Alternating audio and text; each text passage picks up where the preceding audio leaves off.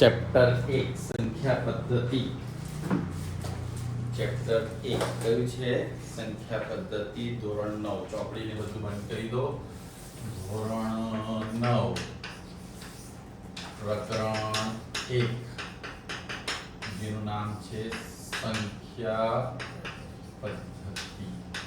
હવે આપણે સંખ્યા પદ્ધતિની શરૂઆત કરી કે સંખ્યા શરૂ ક્યાંથી થઈ. સંખ્યા શરૂ થયેલી એકડે 1 થી જ્યારે ટીચરે આપણને શીખવાડ્યું તો 1 2 3 4 5 6 7 8 9 10 11 100 સુધી શીખીને આપણે ખુશ થઈ ગયા. હજુ 100 ને 1000 આવે એટલે ટીચર આવીને એક દિવસ શું કીધું તમને ખબર છે? બીજી એક સંખ્યા બી હોય છે જેની એકી સંખ્યા કહેવાય. તમે ગભરાઈ ગયા કે એકી સંખ્યા શું આવે?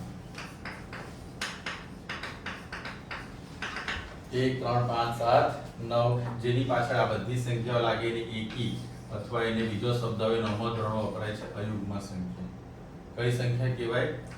પછી ટીચરે પાછી બીજી સંખ્યા આપણને કહી બેકી સંખ્યા. ધોરણ પહેલું બીજું ચાલે છે તમારું સંખ્યાઓ માટે, જેમાં બેકી સંખ્યામાં 2 4 0 2 4 6 8 આ બેકી સંખ્યા એટલે જેની બી પાછળ આ સંખ્યા ને બધી બેકી કહેવાય. તમે આટલું શીખીને જો થાકે એટલામાં ટીચર લઈને આવ્યા અવિભાજ્ય. અવિભાજ્ય સંખ્યા કઈ સંખ્યા ટીચરે તમને કહી? અવિભાજ્ય સંખ્યા એટલે એવી સંખ્યા જેનો અવયવ ના પડતો હોય, જે ફક્ત પોતાના ઘડિયામાં ને એકના ઘડિયામાં આવતી હોય એવી સંખ્યાને શું કહેવાય છે? અને તમને જણાવી દઉં 1 થી 100 માં 25 અવિભાજ્ય સંખ્યા આવે. 1 થી 100 માં કેટલી અવિભાજ્ય આવે? આ યાદ રાખવાનું. 1 થી 50 માં 15 ને 1 થી 100 માં 25 અવિભાજ્ય સંખ્યાઓ આવે છે. અને આ અવિભાજ્ય સંખ્યાઓમાં સૌથી નાની અવિભાજ્ય સૌથી નાની અવિભાજ્ય કઈ છે? નાની અવિભાજ્ય 2 છે. પણ બેકી અવિભાજ્ય પણ દુનિયામાં એકમાત્ર જ છે. બેકી અને અવિભાજ્ય બંને હોય ને એવી સંખ્યા ફક્ત 2 છે. બાકી બીજી કોઈ બેકી સંખ્યા અવિભાજ્યમાં નહીં આવે. બેકી સંખ્યા એટલે 2 4 6 8 16. ફોર એક્ઝામ્પલ હું તમને સમજાવું છું. 1 2 3 4 5 6 7 8 9 10 11 12 13 14 આ સંખ્યા સ્પેશિયલ સંખ્યા છે. 2 બેકી છે અને કેવી છે? અવિભાજ્ય. 3 એકી સંખ્યા છે. 3 એકા 3 બીજા કોઈ ઘડિયામાં નથી આવતી એટલે અવિભાજ્ય. 4 બેકી છે પણ વિભાજ્ય. 2 2 4 અવયવ પડે.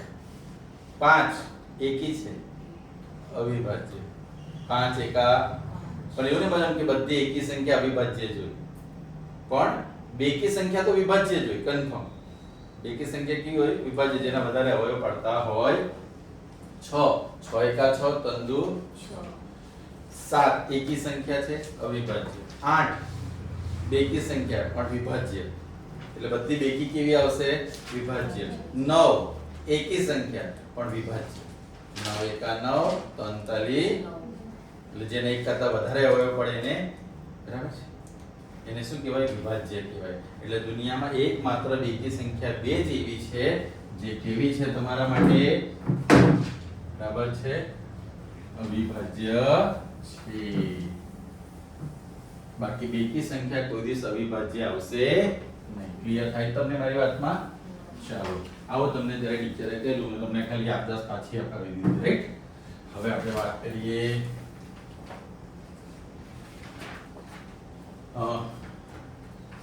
વિભાજ્ય સંખ્યાઓ કઈ કહેવાય. હવે તમને ખ્યાલ આવી ગયો હશે.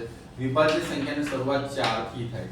4 6 8 9 10 12 હવે તમને કીધું કે 1 થી 100 માં 25 અવિભાજ્ય હોય તો બાકીની 75 શું છે? વિભાજ્ય સંખ્યા થઈ ગઈ. એટલે આટલી સંખ્યા આપણે શીખા. પછી ટીચરે આપણને કહ્યું કે પ્રાકૃતિક સંખ્યા.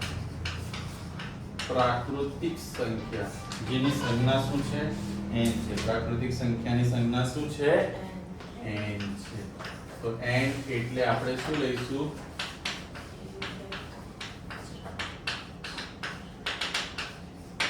પ્રાકૃતિક એટલે કુદરતી સંખ્યા કહેવાય ને. એમાં હંમેશા દુનિયામાં કોઈ બી વસ્તુ 1 થી શરૂ થાય એટલે પ્રાકૃતિક સંખ્યા 1 થી શરૂ થાય. પછી સૌથી નાની પ્રાકૃતિક સંખ્યા કઈ છે? સૌથી નાની પ્રાકૃતિક સંખ્યા તમારી આવશે 1 અને સૌથી મોટી બોલો સૌથી મોટી પ્રાકૃતિક સંખ્યા કઈ હા ન મળે રેવાજ કરો તમે અહીંયાથી બોમ્બે સુધી તો પણ નંબર આવવાનો પછી આવે પૂર્ણ સંખ્યા કઈ સંખ્યા જેને કહેવામાં આવે w હોલ નંબર w શરૂ થાય છે 0 1 2 3 4 તો ખાલી નવું શું એડ થયું 0 તો એને સૌથી નાની પૂર્ણ સંખ્યા શું થાય સૌથી નાની પૂર્ણ સંખ્યા કઈ આવશે અને સૌથી મોટી પૂર્ણ સંખ્યા ના મળે પછી આવે પૂર્ણાંક સંખ્યા કઈ સંખ્યા આવશે પૂર્ણાંક સંખ્યા જેને આપણે કહીશું z એમાં શું આવશે ઋણ સંખ્યા 0 અને પોઝિટિવ સંખ્યા હવે યાદ રાખજો બધી જે પ્રાકૃતિક સંખ્યા છે બધી પ્રાકૃતિક સંખ્યાઓ પૂર્ણ સંખ્યામાં આવેલી છે n w માં આવેલી છે n કોનામાં આવેલું છે આ જો 1 2 3 4 બધું આવેલું જ છે બરાબર છે આમાં બધી પ્રાકૃતિક સંખ્યા પૂર્ણમાં આવેલી છે અને બધી પૂર્ણ સંખ્યા પૂર્ણાંકમાં આવેલી છે z માં જુઓ એટલે આ નાનું આ એનાથી મોટું ઉલટું નથી પૂર્ણ સંખ્યા આમાં નથી પ્રાકૃતિક સંખ્યા એટલે પૂર્ણાંક સંખ્યા આમાં નથી ને આમાં નથી ગાડી સીધી જાય તો સાચું ઊંધી આવે તો ખોટું યાદ રહેશે ઓકે આગળ એ પણ જોઈશું આપણે પૂર્ણાંક સંખ્યામાં નાનામાં નાની પણ નહીં મળે અને મોટામાં મોટી પણ નહીં મળે કેમ કે આ બાજુ પણ અનંત છે અને પેલી બાજુ પણ કેવું છે અનંત છે પૂર્ણાંક સંખ્યા પછી આવે છે સમમેય સંખ્યા સમમેય સંખ્યા એટલે એવી સંખ્યા જેને તમે p/q સ્વરૂપે લખી શકો છો જેની સંજ્ઞા છે q પહેલા તો અપૂર્ણાંક સમમેય સંખ્યા માટેની સંજ્ઞા q છે એટલે કે q એટલે શું એવી સંખ્યા જેને તમે p/q સ્વરૂપમાં લખો જેમાં નીચે જે q છે ને છેદ કહેવાય અંશ કહેવાય અને છેદ કહેવાય q કોઈ દિવસ 0 ના હોય q શું ના હોય અને p શામાંથી લેવામાં આવે છે પૂર્ણાંક સંખ્યામાં p શાનામાંથી લેવામાં આવે છે કઈ પણ હવે તમને સમજાવું તમે એમ કહેશો સર 0 એમાં હું કહીશ કે પ્રાકૃતિક સંખ્યા બી સમમેય છે પૂર્ણ સંખ્યા બી સમમેય છે અને પૂર્ણાંક સંખ્યા બી સમમેય છે કેવી રીતે એ પછી જોઈએ પહેલા એ જોઈએ આવી સંખ્યા જેટલી ને બધી કેવી કહેવાય છે સમમેય સંખ્યા 0.5 આ સંખ્યા છે એ બી સમમેય છે કારણ એને તમે શું લખી શકો છો 5 ના છેદમાં p/q એટલે દુનિયાની બધી એવી સંખ્યાઓ જેને તમે અપૂર્ણાંક સ્વરૂપમાં ફેરવી શકો એ બધી સંખ્યાને શું કહેવાય સમમેય સંખ્યા બીજું જે સંખ્યાનું વર્ગમૂળ નીકળે 9 નું વર્ગમૂળ શું નીકળે તે શું સંખ્યા કહેવાય સમમેય પણ વર્ગમૂળ 3 નું વર્ગમૂળ નીકળતું નથી પૂર્ણ સંખ્યામાં અપૂર્ણાંકમાં નીકળે એટલે એ તમને સમજાવીશ પછી એટલે એ સમમેય સંખ્યા નહીં કહેવાય એ અસમમેય કહેવાય અસમમેયનો કોન્સેપ્ટ આપણે પછી ભણીશું સમમેય ખબર પડી તમને હવે 0 સમમેય છે કે નહીં મને કહેશો 0 સમમેય છે કે નથી ને તમને શું કહ્યું પ્રાકૃતિક આમાં આવે આમાં આવે અને આમાં આવે જો આ બધું આમાં આવતું હોય તો 0 બી એનો ભાગ છે તો આ બધું સમમેય તો 0 પણ શું છે કેમ તો 0 ને તમે આવી રીતે લખી શકો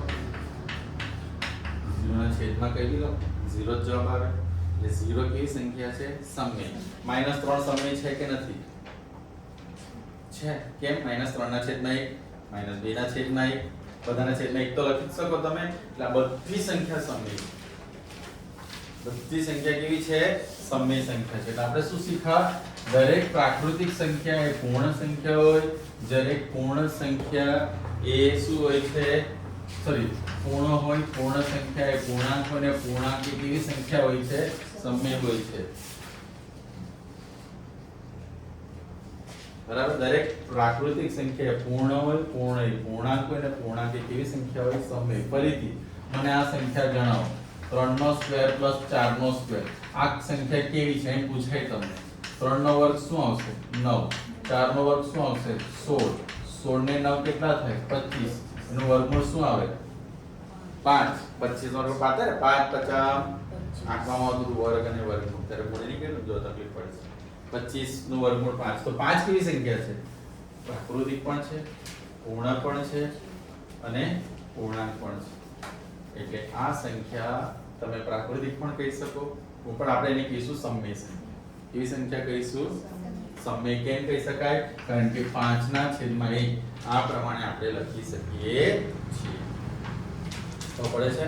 અને કોઈ પણ બે સંખ્યા વચ્ચે, ધારો કે તમને એક સંખ્યામાં આપવામાં આવી છે 1 અને 2, એમ પૂછે કે આની વચ્ચે કેટલી સમમેય સંખ્યા આવે? તો 1 અને 2 વચ્ચે કેટલી સમમેય સંખ્યા આવે? કોઈ સંખ્યા 1 અને 2 ની વચ્ચે તો બધી આવે. અનંત સંખ્યાઓ આવે. કેવી રીતે?